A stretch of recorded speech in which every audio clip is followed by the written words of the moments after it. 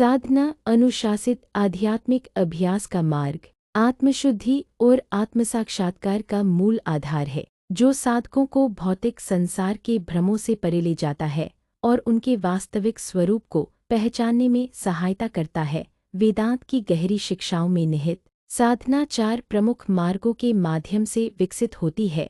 ज्ञान योग ज्ञान का मार्ग, भक्ति योग भक्ति का मार्ग, कर्म योग निष्काम कर्म का मार्ग और ध्यान योग ध्यान का मार्ग। पूर्णविराम ये मार्ग विभिन्न प्रवृत्तियों के अनुसार भिन्न हो सकते हैं, लेकिन सभी का अंतिम लक्ष्य ब्रह्म की अनुभूति है। ज्ञान योग बौद्धिक दृष्टिकोण वाला मार्ग आत्मचिंतन और ज्ञान पर केंद्रित है। यह साधकों को विवेक शक्ति, वैराग्य, त्याग और गहन मनन निधिध्यासन को विकसित करने की प्रेरणा देता है। शास्त्रों के अध्ययन, श्रवण, गहन चिंतन, मनन और ध्यान के माध्यम से साधक अज्ञान को समाप्त कर आत्मा और ब्रह्म की एकता को पहचानते हैं। नेति नेति पद्धति, जिसमें शरीर और मन से जुड़ी झूठी पहचान का खंडन किया जाता है, शुद्ध चेतना के मूल सत्य को प्रकट करती है और साधक को अलगाव के भ्रम से मुक्त कराती है। भक्ति योग भक्ति का मार्ग दिव्य प्रेम और पूर्ण समर्पण को बढ़ावा देता है।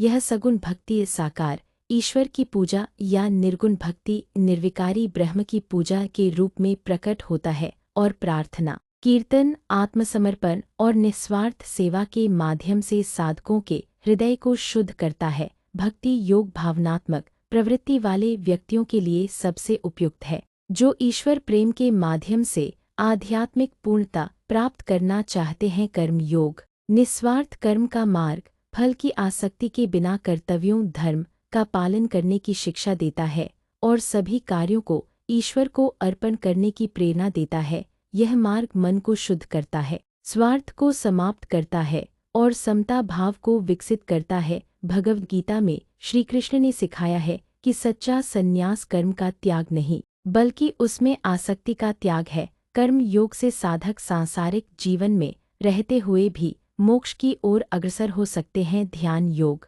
ध्यान और आत्मनिरीक्षण का मार्ग मानसिक शांति और आत्मसाक्षात्कार प्राप्त करने का साधन है।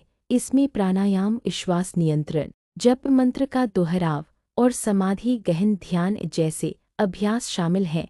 यह चित्तवृत्ति निरोध, मन की चंचलता का निरोध के माध्यम से साधक को विचारों और भावनाओं से परे ले जाता है और उसे शुद्ध चेतना की अनुभूति कराता है। जब साधक इस स्थिति में स्थिर हो जाता है तो वह ब्रह्म में लीन हो जाता है। हालांकि ये 4 मार्ग अलग अलग लग सकते हैं, वे एक दूसरे से जुड़े हुए हैं और साधक की आध्यात्मिक स्थिति के अनुसार मिश्रित रूप में अपनाए जा सकते हैं। एक सिद्ध गुरु का मार्गदर्शन अत्यंत आवश्यक होता है, जो साधक की शंकाओं का निवारण करता है और उसे सही दिशा में बढ़ने में सहायता करता है। साधना में अनुशासन, विश्वास और धैर्य की आवश्यकता होती है, जो नैतिक जीवन, आत्मसंयम और सांसारिक सुखों से वैराग्य के माध्यम से मन की शुद्धि को बढ़ावा देता है।